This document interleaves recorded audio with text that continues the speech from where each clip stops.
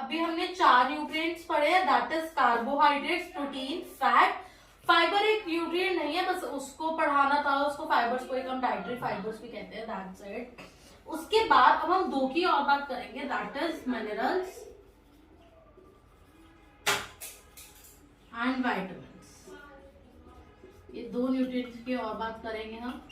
फिर हम इनके बैलेंस की बात करेंगे, हमें कैसे बैलेंस करना है सबको, ठीक है।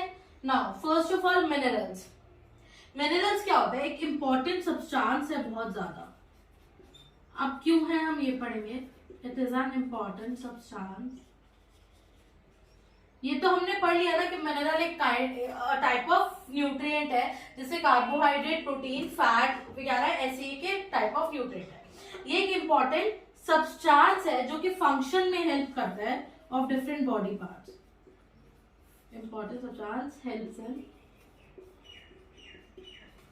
Functioning of different body parts. अभी हम ये भी पढ़ेंगे जहाँ पे मिनरल्स की लैक हो जाता है, जहाँ पे हम मिनरल्स कम लेते हैं, वाइटामिन क्या लेते हैं, उन केसेस में क्या होता है। पहले हम ये पढ़ लें मिनरल्स क्या होता है। एक सब्सटेंस है जो कि डिफरेंट बॉडी पार्ट्स की फंक्शनिंग में हमें हेल्प करता है, ठीक है।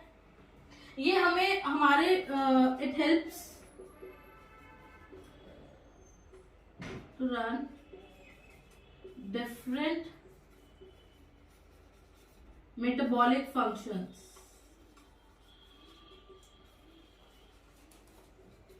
बेसिकली मैं आपको लेमन लैंग्वेज में बताऊं तो हमारी बॉडी में अगर कोई भी फंक्शन हो रहा है तो उसके लिए मिनरल्स एक बहुत बड़ा रोल प्ले करते हैं हमारी ग्रोथ ऑर्गन और ग्रोथ ऑफ द ऑर्गन्स में भी। It helps in different metabolic function and growth of the organs.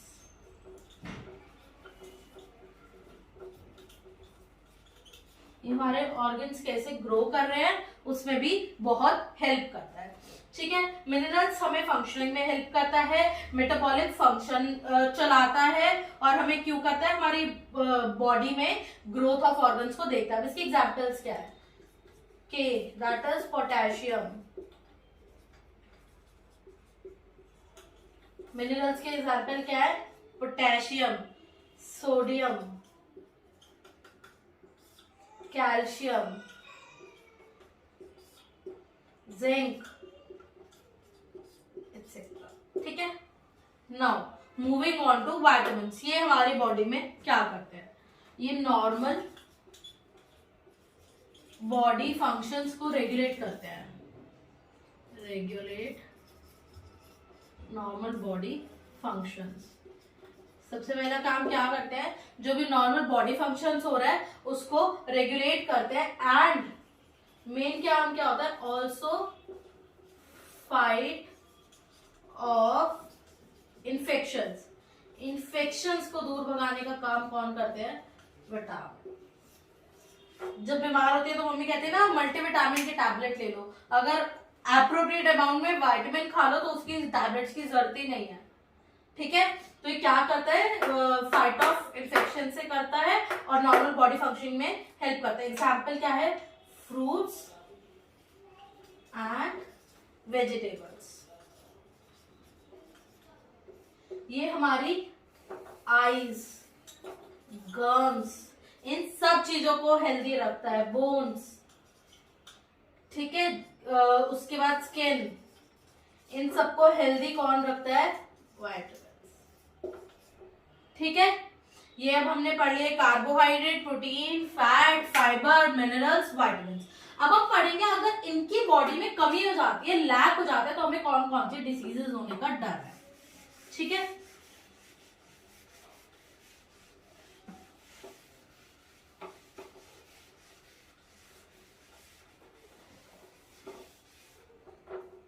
आपको एक चार्ट भी है आपकी एनसीईआरटी में, वैसे वीडियो के साथ भी आपको प्रोवाइड करा देंगे। अब हमें क्या देखना है कि कौन से विटामिन से कौन सी डिसीज होती है लैक ऑफ से, ठीक है। सबसे पहले हम बात करते हैं बेरी बेरी।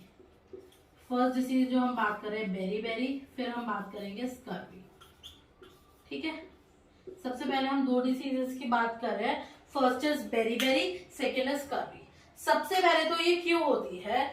बेरी बेरी जो होती है वो विटामिन B1 के लैक होने से होती है।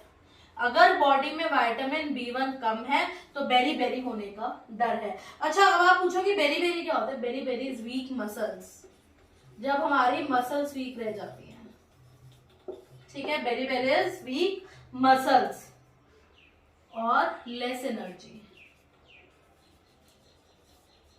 टू वर्क, ठीक है। Now moving on to scurvy. Scurvy किस चीज की कमी से होता है? Vitamin C. जैसे B1 से होता है, ये कौन से विटामिन से होता है? सी विटामिन क्या कहता है? क्या होता है स्कर्वी? स्कर्वी होता है bleeding gums. Scurvy is bleeding of gums, कि आपकी बॉडी में विटामिन सी की कमी है, तो हमें विटामिन सी और लेना है बॉडी के अंदर। इसके इस क्या चीज होती है? ब्लीडिंग ऑफ गम्स होता है, ठीक है। और बहुत देर लगती है जब आपको कोई भी चोट लग जाती है, कोई भी इंजरी हो जाती है उसको हील होने में। Take time to heal an injury, ठीक है। एक इंजरी होने में टाइम लग जाता है उसको बहुत ठीक होने में। अब हम नेक्स्ट 2 की बात करते हैं, रिकेट्स। अच्छा, there is a space, you can write it. अब हम बात करेंगे रिकेट्स और एक डिसीज की और बात करते हैं गॉइटर, ठीक है। अब हम पढ़ेंगे रिकेट्स किस लिए होता है और गॉइटर किसकी वजह से होता है। ये होता है कैल्शियम। रिकेट्स किसकी वजह से होता है? कैल्शियम में कमी होने से। और गॉइटर किससे होता है? आयोडीन में कमी होने से। रिकेट्स किसलिए होता है? Lack of calcium in our body, ठीक है। और गॉइटर किसलिए होता है? Lack of iodine in our body. Calcium में क्या होता है? वीक बोन्स होती हैं। डॉक्टर कहते हैं ना, नेल्स देखकर अगर कुछ भी व्हाइट व्हाइट है, something white is present on your nails, अलग से एक टेक्सचर है, तो कैल्शियम की कमी है बॉडी में, ठीक है। उससे बोन्स भी वीक होती है, ठीक है। अब आते हैं गॉइटर पे। ये ग्लैंड होता है नेक में, ग्लैंड इन नेक, ठीक है, जो कि स्वेल हो जाता है, जिसपे सूजन आ जाती है, बहुत बड़ा यहाँ पर कुछ फॉर्म हो जाता है, स्वेलिंग आ जाती है नेक में, दैट इज गॉइटर, जो कि किसकी वजह से होता है? किसकी कमी की वजह से? आयोडीन की कमी की वजह से, ठीक है। Now moving on to next. अब हमारी लास्ट 2 डिसीजेस रह गई है, that is loss of vision and anaemia, ठीक है। अब हम लॉस ऑफ विजन किसकी वजह से होता है? सबसे पहले विटामिन ए की वजह से होता है। इसमें क्या होता है? देखने में दिक्कत होती है और या फिर बिल्कुल ही नहीं दिखता है, लॉस हो जाता है बिल्कुल विजन। ये किसकी वजह से होता है? Vitamin A.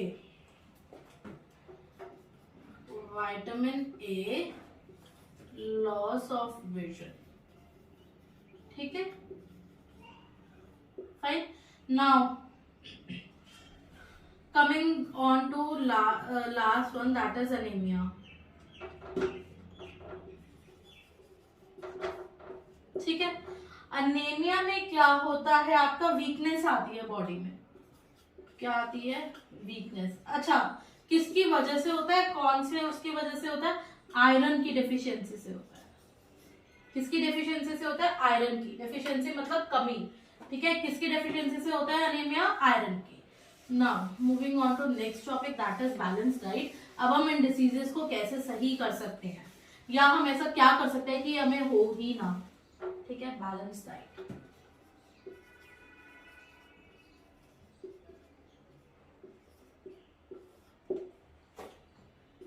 appropriate amount of nutrients present in our food। सही क्वांटिटी में सारे न्यूट्रिएंट्स हमारे फूड में हो तो उसे हम क्या कहते हैं? ये डाइट क्या है? बैलेंस्ड है, ना ऊपर है ना नीचे। अब बैलेंस डाइट में क्या क्या होना चाहिए, ठीक है। सबसे पहले तो 25% क्या होना चाहिए? Carbs plus fibres. ये कितना पार्ट है? 25%, ठीक है। 25% क्या होना चाहिए? Carbs and fibres. अब 25% क्या होना चाहिए? बाकी 25 क्या होना चाहिए? प्रोटीन्स। क्या होना चाहिए, प्रोटीन्स हमारी डाइट में, ठीक है। नाउ 40% क्या होना चाहिए, बताओ 40% क्या होना चाहिए, फ्रूट्स एंड वेजिटेबल्स, मतलब विटामिन एंड मिनरल्स, ठीक है। 10% लेफ्ट इज फैट्स, 10% क्या होना चाहिए, फैट्स।